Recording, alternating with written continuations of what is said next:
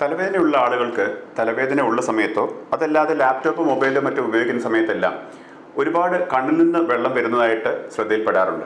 തലവേദനയുടെ ചികിത്സയ്ക്ക് വരുന്ന ആളുകൾ പല സമയങ്ങളിലും പല സാഹചര്യങ്ങളിലും അവർക്ക് കണ്ണിൽ നിന്ന് വെള്ളം വരികയും കണ്ണിൽ എരിച്ചിലും പുകച്ചിലും എല്ലാം അനുഭവപ്പെടുകയും ചെയ്യുന്നതെന്ന് പറയാറുമുണ്ട്.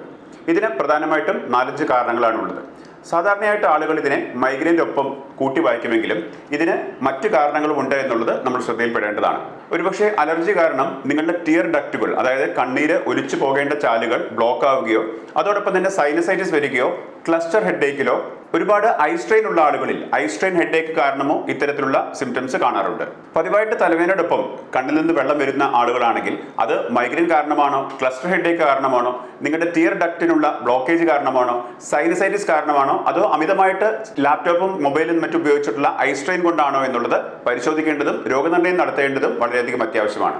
നിങ്ങൾക്ക് ഇത്തരത്തിൽ തലവേദനയുടെ സമയത്ത് കണ്ണിൽ നിന്നും വെള്ളം വരുന്ന ആളുകളാണെങ്കിൽ താഴെ കമന്റ് ചെയ്യുമല്ലോ.